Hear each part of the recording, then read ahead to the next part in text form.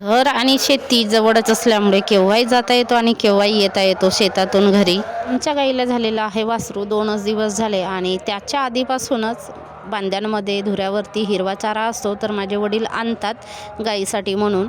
तर ते आणत होते गवत आणि रुद्रांश तर मस्त गावी आल्यापासून इतके खेळायला मिळते त्याला आणि इतकं टाईमपास करतो तो की काही सांगूच नका. थोडेसे कांदे होते काल काढलेले, ते कापून घेतले आणि आईने हळद उकडून घेतला होता. म्हणजे 12ही महिने घरचाच हळद खाल्ला जातो, तर हळद खोदल्यानंतर त्याला उकडून घेतला जातो, वाफवला जातो, त्याला कापून नंतर सुकवला जातो, नंतर गिरणीतून दळून आणतात. तर आईसोबत गेलो आम्ही शेतामध्ये, काड्या आणायच्या होत्या चुलीमध्ये जाळायला.